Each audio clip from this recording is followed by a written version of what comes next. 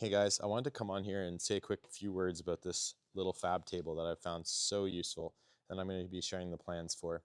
One thing is that the tabs are relatively flush. That's one difference you'll see.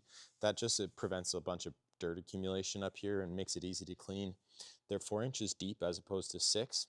A lot of these tables that are out there have a 6 inch depth and then they have holes in the side for using a regular C-clamp in.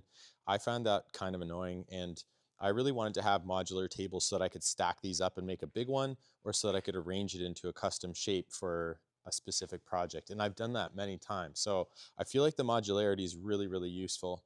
And the thin profile means you can fit a lot more stuff underneath, especially if you go for like a little thin leg like I did. You can fit really big workbenches under here, or I used to have my Evolution chop saw under there on a raisable platform, which was really helpful.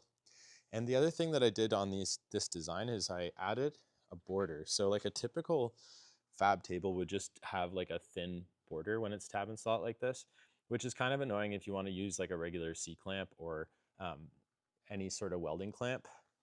So I added a border, and that goes all the way around the table.